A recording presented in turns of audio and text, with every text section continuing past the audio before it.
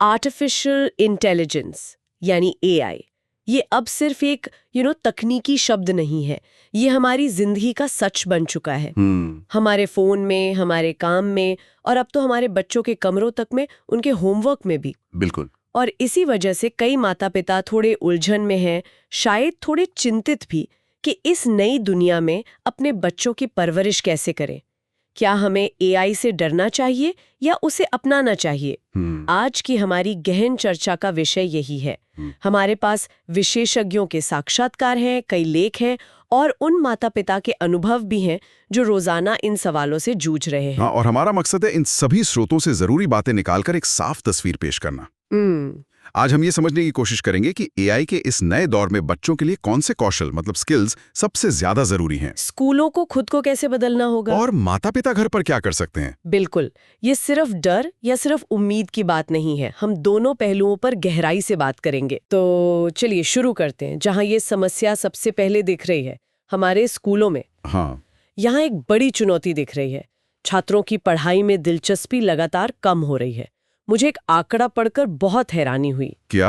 1976 में लगभग 40% high school के छात्र मनोरंजन के लिए साल में 6 से ज्यादा किताबें पढ़ते थे। अच्छा, 40%? हाँ, आज ये संख्याएं लगभग उलट गई हैं। लगभग 40% छात्र एक भी किताब नहीं पढ़ते, एक भी नहीं। और ठीक इसी माहौल में एआई आ गया है जो उनके लिए मिनटों में निबंध लिख सकता है, गणित के मुश्किल से मुश्किल सवाल हल कर सकता है, और यहाँ तक कि परीक्षा भी पास कर सकता है। इससे तो मतलब शिक्षा के मूल उद्देश्य पर ही एक गहरा सवाल खड़ा हो गया है। सही बात है। अगर मकसद नौकरी के लिए तैयार करना था और एआई अब वो काम कर सकता है, तो हम बच्चों को आखिर किस चीज के लिए तैयार कर रहे हैं? यहीं पर एक बहुत दिलचस्प शब्द सामने आता है जो हमारे स्रोतों में बार बार आया, पैसेंजर मोड वाले छात्र। Passenger mode? हाँ, ये वो बच्चे हैं जो क्लास में बोर होते हैं, उन्हें लगता है कि जो पढ़ाया जा रहा है उसका उनकी जिंदगी से कोई लेना देना नहीं है, और वो बस किसी तरह अपना काम खत्म करना चाहते हैं। बिल्कुल। और एआई उनके लिए शॉर्टकट का सबसे बड़ा जरिया बन गया है। हाँ, और ये सिर्फ कॉपी पेस्ट करने तक सीमित नहीं है। छात्र बहुत दिनों स्मार्ट हो गए हैं। वे एआई से निबंध लिखवाकर उसे एक एआई ह्यूमनाइजर नाम के टूल से गुजारते हैं। एआई ह्यूमनाइजर, ये क्या चीज है? सुनने में तो किसी साइंस फिक्शन फिल्म जैसा लग रहा है। असल में एक और एआई है जो पहले एआई के लिखे हुए टेक्स्ट को ऐसे बदलता है ताकि वो इंसानी लिखावट जैसा लगे। हाँ, वो उसमें जानबूझकर कुछ मामूली गलतियां डालता है, वाक्यों को थोड़ा अजीब बनाता है ताकि कोई पकड़ न सके। ये एक तरह की डिजिटल धोखेबाजी की दौड़ है। ये तो वाकई चिंता की बात है। लेकिन जैसा कि आपने शुरू में कहा था, हर कहानी के दो पहलू होते हैं। क्या एआई का कोई सकारात्मक पहलू भी है शिक्षा में? बिल्कुल है, और वो बहुत शक्तिशाली है।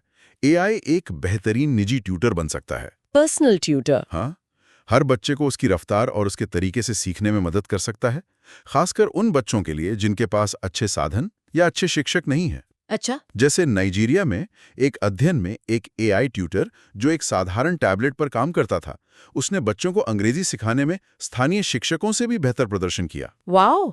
ये एक तरह से सबसे अच्छा उपलब्ध इंसान का काम कर सकता है जहां कोई विशेषज्ञ मौजूद नहीं है। ये तो एक बहुत बड़ी उम्मीद है, लेकिन क्या ऐसे एआई ट्यूटर पे बहुत ज्यादा निर्भर होने से बच्चे इंसानी शिक्षकों से सवाल पूछना या अपने साथियों से सीखना, वो हुनर खो सकते हैं? ये एक बहुत जरूरी सवाल है। एक मशीन आपको जवाब तो दे सकती है, पर क्या वो आपको प्रेरित कर सकती है? बिल्कुल, और इसका जवाब तकनीक में नहीं बल्कि शिक्षा के तरीके में है।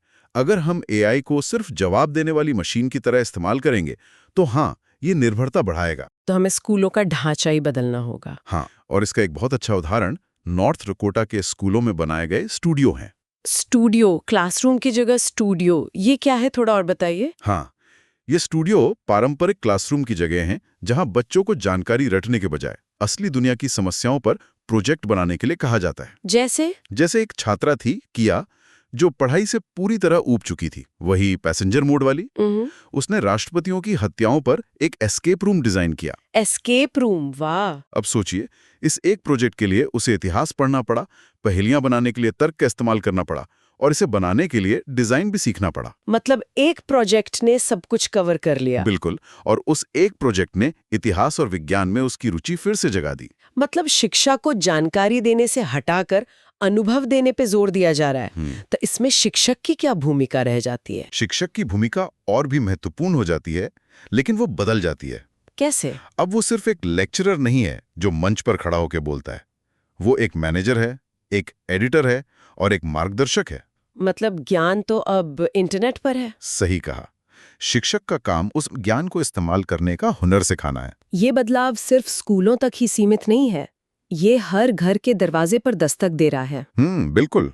माता पिता इस उलझन में हैं कि आखिर करें तो क्या करें। क्या स्क्रीन पर पूरी तरह पाबंदी लगा दें या बच्चों को एआई के बारे में सिखाएं? इसे टेक्नोलॉजी कैच 22 कहा जा सकता है, और ये एक असली दुविधा है। कैच 22? हाँ, एक तरफ ये डर है कि एआई पर बढ़ती निर्भरता बच्चों को आलसी बना देगी, उनकी रचनात्मकता को खत्म कर देगी। और दूसरी तरफ ये एहसास है कि भविष्य के लिए एआई को समझना जरूरी है, वरना वे दुनिया में पीछे रह जाएंगे। बिल्कुल। तो इस दुविधा के बीच माता पिता असल में क्या कर सकते हैं?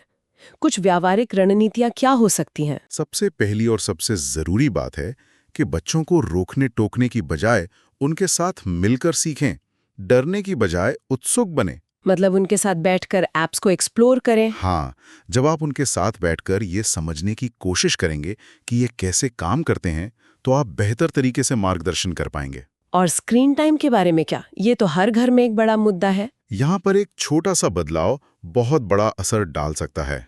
अच्छा? स्क्रीन शुरू करने से पहले बस एक सवाल पूछें, तुम ये क्यों इस्तेमाल कर रहे हो और कितने समय के लिए? एक उद्देश्य तय करना। हाँ, इससे बिना सोचे समझे घंटों तक स्क्रॉल करने की आदत कम होती है, और पूरे परिवार के लिए एक मीडिया प्लान बनाना बहुत जरूरी है। मीडिया प्लान मतलब सबके लिए नियम? सबके लिए मिलकर नियम तय करें कि घर में डिवाइस कहाँ और कब इस्तेमाल होंगे, जैसे बेडरूम में नहीं या डिनर के समय नहीं। ये बहुत जरूरी बात है कि नियम सबके लिए हों।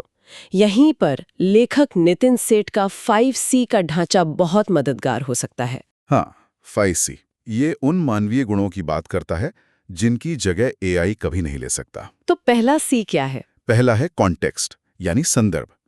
एआई के पास जानकारी तो बहुत है, लेकिन संदर्भ नहीं है। ये समझ असल दुनिया के अनुभवों से ही आती है। मतलब एक बच्चे का पार्क में गिरना और फिर उठना, ये अनुभव उसे साहस का जो संदर्भ देता है, वो एआई सिर्फ डेटा की तरह देख सकता है। बिल्कुल।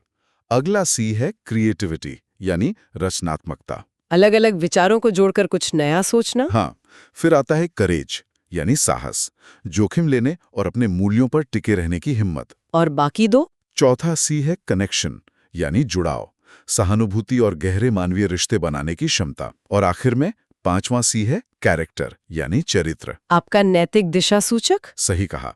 ये वो 5 चीजें हैं जो हमें इंसान बनाती हैं। इस सिलसिले में हमारे स्रोतों में कुछ बहुत ही दिलचस्प और थोड़े चिंताजनक कहानियां भी हैं। एक 4 साल के बच्चे ने चैट जीपीटी के वॉइस मोड पर थॉमस द टैंक इंजन के बारे में लगातार 2 घंटे तक बात की। 2 घंटे? हाँ, और बातचीत की ट्रांसक्रिप्ट 10,000 शब्दों से भी ज्यादा लंबी थी। जरा सोचिए, एक 4 साल के बच्चे का ध्यान इतनी देर तक एक ही चीज पर टिका रहा। ये इस तकनीक की ताकत को दिखाता है। बिल्कुल। और एक और कहानी है जहां एक पिता ने अपने बेटे को ये यकीन दिलाया कि वो इंटरनेशनल स्पेस स्टेशन पर मौजूद एक असली अंतरिक्ष यात्री से बात कर रहा है, जबकि वो असल में एक एआई था। हाँ, 1 मिनट रुकिए। ये सुनने में तो मजेदार लगता है, लेकिन ये थोड़ा परेशान करने वाला भी है। यही सबसे बड़ा खतरा है। ये कहानियां छोटे बच्चों के लिए एक बहुत बड़ी चुनौती को उजागर करती हैं। वास्तविकता और कल्पना के बीच की रेखा का धुंधला हो जाना। हाँ, वे ये नहीं समझ पाते कि एआई एक असली इंसान नहीं है। इससे वो एआई के साथ एक नकली रिश्ता बना सकते हैं और धोखे का शिकार भी हो सकते हैं। और ये टीवी या वीडियो गेम से अलग है। बहुत अलग है, क्योंकि एआई को सहानुभूति दिखाने और एक मानवीय संबंध बनाने के लिए डिजाइन किया गया है, भले ही वो नकली हो। यह हमें एक बहुत बड़े सवाल पर लाता है। एआई की इस दुनिया में इंसान होने का क्या मतलब है? अगर मशीनें गणना कर सकती हैं, लिख सकती हैं और डिजाइन भी कर सकती हैं, तो हमारे लिए क्या बचा है? बिल्कुल, यहीं पर कोडिंग से ज्यादा जिज्ञासा का विचार आता है। अच्छा। कुछ साल पहले तक एक लहर थी कि हर बच्चे को कोडिंग सिखानी चाहिए, लेकिन अब सोच बदल रही है। हमें हर बच्चे को कोडर बनाने की जरूरत नहीं है। तो फिर किस पर ध्यान देना चाहिए? हमें रचनात्मकता, भावनात्मक गहराई और सामाजिक समझ जैसे मानवीय कौशल पर ध्यान देना चाहिए। ये वो कौशल हैं जो हमेशा प्रासंगिक रहेंगे। मतलब बच्चों को खेलने, बोर होने और टीमों में काम करने के लिए प्रोत्साहित करना चाहिए। हाँ, और इसी संदर्भ में मनोवैज्ञानिक डॉक्टर बेकी केनेडी का रिपेयर का सिद्धांत बहुत महत्वपूर्ण हो जाता है। रिपेयर, मरम्मत? हाँ, ये एक गहरा मानवीय कौशल है। मान लीजिए किसी माता पिता ने दिन भर के तनाव के बाद गुस्से में अपने बच्चे पर चिल्ला दिया। ये एक रप्चर है, रिश्ते में एक दरार। बिल्कुल। और अगर इस दरार को भरा ना जाए तो बच्चा खुद को दोष देने लगता है। उसके मन में कहानियां बनती हैं, जैसे मुझ में ही कुछ खराबी है या मैं प्यार के काबिल नहीं हूं। और रिपेयर उस कहानी को बदल देता है। हाँ, ये सिर्फ सॉरी कहना नहीं है, ये अपनी गलती को स्वीकार करना है, ये बताना है कि आप क्यों चिल्लाए। मैं काम से थका हुआ था, लेकिन ये तुम्हारी गलती नहीं थी। सही कहा। और ये वादा करना है कि आप अगली बार क्या अलग करेंगे। ये तो जवाबदेही का एक बहुत शक्तिशाली मॉडल है, अपनी गलती मानना और इसे सुधारने का वादा करना। और कोई एआई ये ईमानदारी से नहीं कर सकता। वो सहानुभूति का दिखावा कर सकता है, लेकिन वो असल में जवाबदेही महसूस नहीं कर सकता। सही कहा। और यही बात हमें एक और दिलचस्प विचार पर लाती है। क्या? एक लेख में इसकी बहुत अच्छी तुलना की गई है, मशीन की परवरिश। मशीन की परवरिश, ये एक नया विचार है। इसका क्या मतलब है? इसका मतलब है कि हम इन एआई सिस्टम्स की परवरिश भी ठीक वैसे ही कर रहे हैं जैसे हम बच्चों की करते हैं। अच्छा। हम इन सिस्टम में जो मूल्य डालते हैं, जो सीमाएं तय करते हैं और जो फीडबैक देते हैं, वो सब एक बच्चे की परवरिश जैसा ही है। हमारी संस्कृति एक अदृश्य शिक्षक की तरह काम करती है। मतलब एआई उसी संस्कृति के मूल्यों को दर्शाएगा जिसमें वो बना है। बिल्कुल, ये हम पर, माता पिता और समाज के तौर पर एक बहुत बड़ी जिम्मेदारी डालता है। तो आज हमने क्लासरूम में एआई के इस्तेमाल से लेकर घर पर माता पिता की दुविधाओं तक और होमवर्क में धोखाधड़ी से लेकर मानवीय रिश्तों की गहराई तक की बात की। अगर हमें इस पूरी चर्चा का निचोड़ निकालना हो तो वो क्या होगा? ऐसा लगता है कि सबसे जरूरी बात है फोमो से बचना। फियर ऑफ मिसिंग आउट, या कुछ छूट जाने का डर। हाँ, एआई को सिर्फ इसलिए नहीं अपनाना चाहिए क्योंकि ये एक नई और चमकदार चीज है।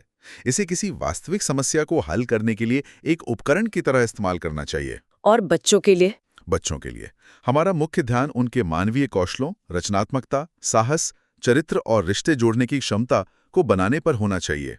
तकनीक आती जाती रहेगी, लेकिन ये गुण हमेशा काम आएंगे। तो इसका मतलब ये हुआ कि हमें बच्चों के लिए एक संघर्ष मुक्त, आसान दुनिया बनाने की कोशिश नहीं करनी चाहिए, बल्कि उन्हें मुश्किल चीजें करने की आदत डालनी चाहिए ताकि वे मानसिक और भावनात्मक रूप से मजबूत बन सके। एआई एक आसान रास्ता दे सकता है, लेकिन हमेशा आसान रास्ता सही रास्ता नहीं होता। बिल्कुल सही।